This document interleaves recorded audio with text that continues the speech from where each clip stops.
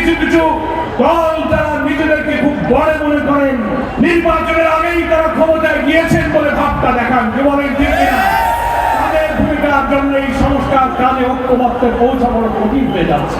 কিছু কিছু রহস্য সংশয় তৈরি হচ্ছে, কোন চাপে, কোন দলের চাপে যেন সব দলকে উপেক্ষা করে কোন একটি দলের ইচ্ছাকে যেন প্রতিফলিত করে না হয়।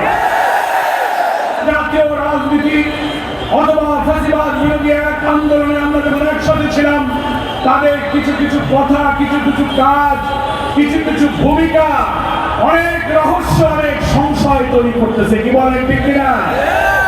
আমরা সরকারের গঠিত জাতীয় ঐক্যমত্য কমিশন, ন্যাশনাল কনসেনসাস কমিশন, যার প্রধান হচ্ছে ডক্টর মোহাম্মদ ইউনূস, যার কো-কনভেনর হচ্ছেন ডক্টর প্রফেসর আলী রিয়াজ, একটা অবাধ নিরপেক্ষ নির্বাচনের পূর্বে গুরুত্বপূর্ণ রাষ্ট্রের কিছু অর্গানের সংস্কার না হলে নির্বাচন নিরপেক্ষ হবে না, এই দাবিতে বাংলাদেশ যখন আন্দোলনে উত্তাল হলো, সরকার তখন সংস্কারের সিদ্ধান্ত নিয়ে ঐক্যমত্য কমিশন করলো।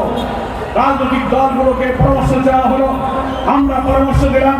ঐক্যমত্য কমিশন বাংলাদেশের গুরুত্বপূর্ণ অর্গান, পুলিশ অ্যাডমিনিস্ট্রেশন, সংবিধান, জনপ্রশাসন, দুর্নীতি দমন কমিশন, নির্বাচন প্রক্রিয়া সহ গুরুত্বপূর্ণ সংস্কারের প্রস্তাব দিল।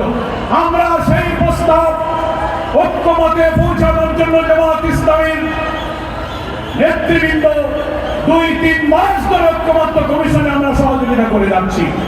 তারপরে আমরা দেখতে পাচ্ছি কিছু কিছু ব্যক্তি, কিছু কিছু দল যারা নিজেদেরকে খুব বড় মনে করেন, নির্বাচনের আগেই তারা ক্ষমতায় গিয়েছেন বলে ভাবটা দেখান, জীবনের ঠিক কিনা?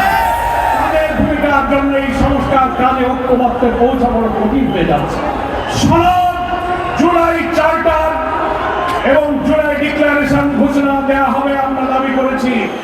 আপনার এসির গ্যাসের সমাধান হলো SGS ও CNS সার্টিফাইড ফোরন রেফ্রিজারেন্ট গ্যাস, যার বিশুদ্ধতা 99.98%।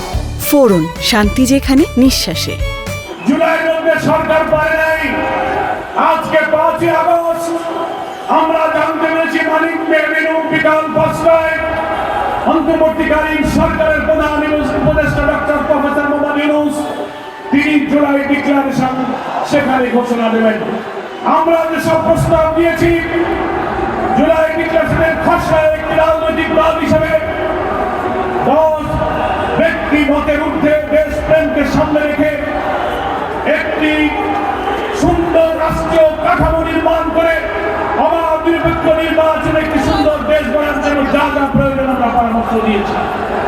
আমরা আশা করব আজকে বিকালে যে জুলাই ডিক্লারেশন পড়ে শোনানো হবে, কিছু কিছু রহস্য সংশয় তৈরি হচ্ছে, কোন চাপে, কোন দলের চাপে যেন সব দলকে উপেক্ষা করে কোন একটি দলের ইচ্ছাকে যেন প্রতিফলিত করে না হয়।